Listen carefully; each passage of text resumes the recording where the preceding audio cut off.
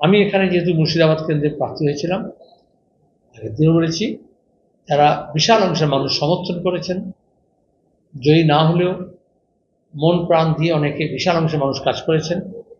তার মধ্যে আমাদের কর্মীরা, আমাদের দলের বাইরে কংগ্রেস কর্মী, বামফ্রন্টের নেতৃত্বের অংশ এবং তার ছাড়াও রাজনীতি করে না তরুণ প্রজন্মের লোকজন, বা রাজনীতি আগে করতো এখন উৎসাহ হারিয়ে ফেলেছে তারা, বয়স্ক মানুষজন, একটা বড় অংশের মানুষ, এমনকি সংবাদপত্র যারা মাধ্যমে কাজ করেন, তাদেরও নানান রকমের সহযোগিতা আমরা পেয়েছি। তাদের সবাইকে আমি ধন্যবাদ জানিয়েছি। এবং যে মানুষ আশা করেছিলেন যে জয় হয়ে যাবে, জয়ী হয়ে যাব, আমরা এখানে লড়াইটা ভালোই করা হয়েছে। জয় হয়নি, তো তাতেও আমি নিশ্চয়ই বলবো যে এটা আশাহত হওয়ার কথা নয়, জয় পরাজয় অংশ। আমরা এর মধ্যে দাঁড়িয়ে যে সমস্ত বিষয়গুলো মানুষের কাছে নিয়ে গেছিলাম, মানুষ যে সমস্ত বিষয়গুলো জানিয়েছিলেন, যে দাবি, যে সমস্যাগুলোর সম্মুখীন তারা হয়েছেন, সেগুলো নিয়ে আমরা আন্দোলন সংগ্রামের মারফত সেই মানুষকে সঙ্গে নিয়েই সেই দাবিগুলো আদায় করার চেষ্টা করব এবং লড়াই জারি থাকবে। আমাদের যে দুর্বলতাগুলো আছে সেগুলো আমরা কাটাবো, এবং যে মানুষ আমাদেরকে সাহায্য করলেন না, ভবিষ্যতে তারা যাতে আমাদের সহযোগিতা, সাহায্য, সমর্থন করেন, সে ব্যাপারে আমরা নিজেদেরকেই তার উপযুক্ত হয়ে গড়ে তুলব।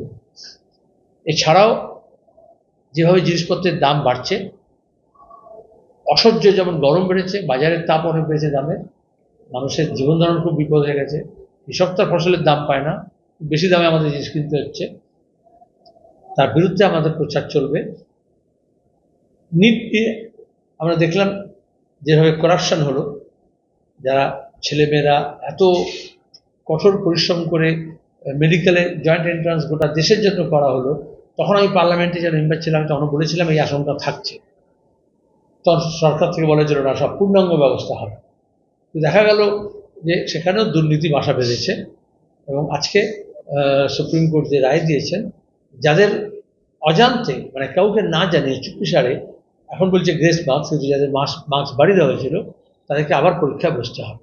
পরীক্ষা যদি গরমিল হয় তাহলে ছেলে মেয়েরা হতাশ হয়। বিশাল পরিবারের লোকজন, যারা গার্জেন, যারা সমস্ত পণ করে ছেলে মেয়েদের জন্য, কেরিয়ারের জন্য ভাবনা চিন্তা করেন, তাদের মধ্যে একটা হতাশা তৈরি হয়। আর অনেক পরিবারের মধ্যে অনেক শুধু অসন্তোষ নয়, অনেক ট্র্যাজেডি তৈরি হয়ে যায়। সেই দায়িত্ব কে নেবে? সুতরাং সে চাকরির পরীক্ষা হোক, আর ভর্তি পরীক্ষা হোক, পেশাভিত্তিক পরীক্ষা হোক বা সাধারণ পরীক্ষা হোক, আজকে দুর্নীতি এমন জায়গায় বাসা বেঁধেছে, এই পরীক্ষাগুলোর উপর থেকে মানুষের ভরসা উঠে যাচ্ছে। এটা খুবই খারাপ। তার আমরা যেমন নিন্দা করছি, আমরা দোষীদেরকে কিন্তু শাস্তি দাবি করছি। আর এই সমস্ত পরীক্ষার্থীদের প্রতি সহমর্মিতা, তাদেরকে বলবো যারা সফল হয়নি আবার তারা চেষ্টা করবেন, কিন্তু হতাশ হবেন না। এটা আমরা আগেই বলেছি। এই যে অভিষেক ইলেকশন কমিশন থাকতে একতরফা ভোট চুরি করলো, লুট করলো ডায়মন্ডহারবারে, তো বিজেপি প্রার্থী দেওয়ার থেকে শুরু করে বিজেপি কোনো নেতা গেলেন না ওখানে। শুভেন্দু একটু লেটে বুঝেছে, তার বোঝা উচিত ছিল বিজেপি তো অভিষেককে বিজেপি হিসেবে দেখছে। যেমন অর্জুন সিংকে দেখেছিল, যেমন জিতেন্দ্র ত্যাগকে দেখেছিল, তারা তৃণমূলে থাকলেও যেমন মুকুল রায়কে দেখেছিল। সে আদতে তো এই জন্য এখন বিদেশে যাওয়ার জন্য কোনো অসুবিধা হবে না, পাসপোর্ট রাখবে না, ভিসাও পেয়ে যাবে। তাকে যখন আমরা বলছি চার্জশিট দাও, তখন তাকে ভিসা দেবে। এটা শুভেন্দুকে নিশ্চয়ই দিল্লি থেকে নির্দেশ দিয়েছে। বা এখন রাজ্য সভাপতি পদ খালি আছে, হয়ে যাবে, কে হবে সেই দৌড়ে বুঝতে পারছে যে অভিষেকের বন্ধুত্ব করলে বিজেপি সভাপতি হওয়া যায়।